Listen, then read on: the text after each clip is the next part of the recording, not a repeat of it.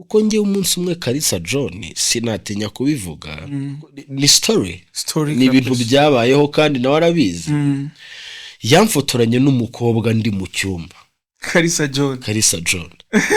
arangije afata iyo nabwo kandi yaraje icyo cyumba puanye nta yaririmo abona urabona urugi zino nzugi z'imbaho icyo gihe twabaga Nyamiramo tunabana na Traxler na Fazo ariko mu cyumba cyanjye nta puanye irimo icyo gihe ndabyibuka nari mfite na contract muri Touch Records ninjye muhanzi wa mbere wari usinyemo baje nyuma na ba Green nuko Kjo naraza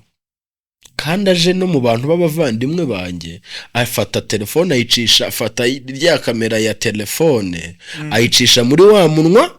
wahamwe hatari puanye muri ka Kenya arankamera mwoka byara ariko mukanyagwamo navuze ati ibi bintu biziki koko mwoga he nabwo nari umwana Kjo yarabizi gute kuri kumwe n'umukobwa yarahamagawe